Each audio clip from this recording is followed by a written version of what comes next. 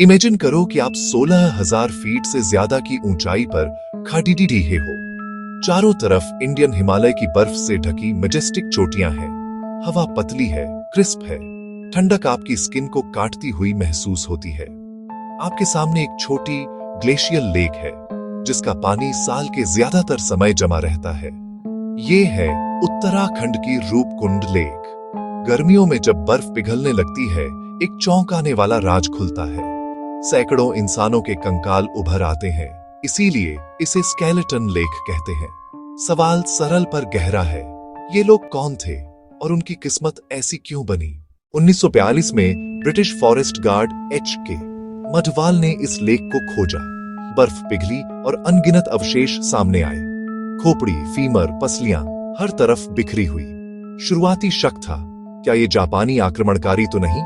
प्रशासन में अलार्म बजा और जांच शुरू हुई, पर जल्दी स्पष्ट हुआ, ये हड्डियां हाल की नहीं, प्राचीन थी।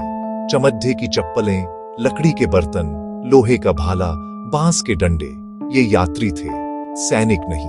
पहाड़ों के लोग पहले से जानते थे, उनकी लोक कथाओं में ये मिस्ट्री या स्केलेटन लेक थी।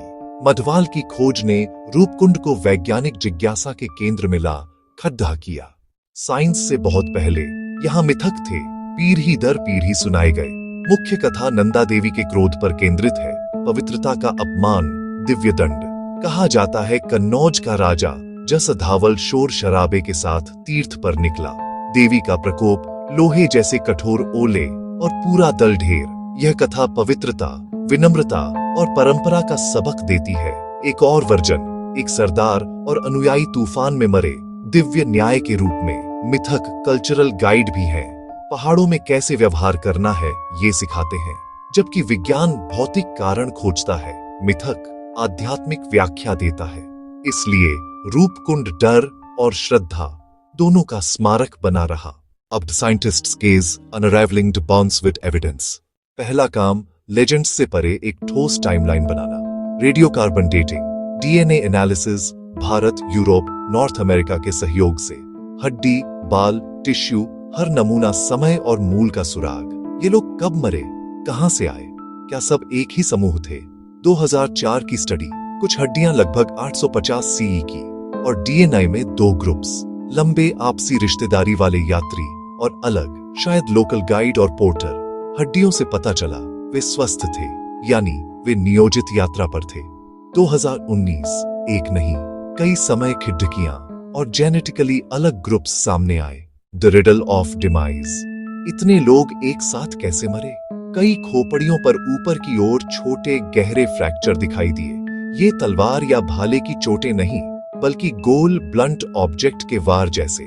प्रमुख थ्योरी, अत्यंत हिंसक औलों का तूफान, खुले ढलानों पर बचने की जगह नहीं, शायद भक्तिगान के बीच अचानक हमला।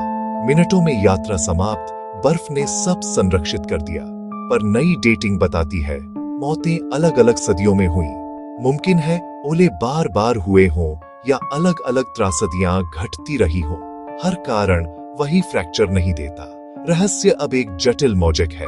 पहाड़ ऑ इंस्पायरिंग है, पर उतने ही इंडिफरेंट और अनफॉरगिविंग भी।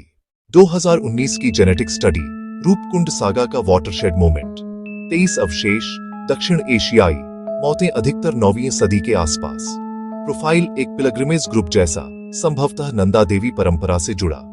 14 व्यक्तियों का जेनेटिक मैच, पूर्वी भूमध्य, खासकर ग्रीस और क्रेटी। तारीखें 19वीं सदी की। न कोई दर्द सैनिक, न व्यापार मार्ग, उनकी मौजूदगी आज भी अनसुलझी पहेली। Isotopes, Mediterranean diet, land based. South Asian में मिक्स्ड डाइट। रूपकुंड पीढ़ियों और भूगोल का नेक्सस, अलग अलग यात्राओं का डेडली टर्मिनस। अब नरेटिव एक सिंगल घटना नहीं, बल्कि लंबी जटिल ह्यूमन हिस्ट्री है। रह गया सवाल, क्यों यह दूरस्थ जगह इतने विविध लोगों की अंतिम मंजिल बनी? Guardians of the past. Roopkund आज भी रिसर्च, ट्रैकिंग और परंपरा का संगम है। साइट की रक्षा के लिए नियम बने, कैंपिंग पर रोक, अवशेषों का संरक्षण। ये कंकाल अब क्यूरियोसिटी नहीं, पूर्वजों की धरोहर है, सम्मान के हकदार। मिथक और विज्ञान डायलॉग में दोनों मिलकर कहानी को गहराई देते हैं। विज्ञान शक्तिशाली है, पर हर बार अंतिम उत्तर नहीं देता। नए तथ्य, नए सवाल। यही अनिश्चितता इतिहास की जटिलता और हमारे विनम्र होने की याद दिलाती है। अर्थ, नैतिकता, आध्यात्मिक संबंध, मानवीय प्रवास, प्रकृति की शक्ति, यही रूपकुंड की टेपेस्ट्री है। आखिर में क्या रहस्य हल होने पर अपनी शक्ति खो देता है, या उसका सच्चा मूल्य उस एंड्यूरिंग आश्चर्य में है जो यह हम सब में जगाता है?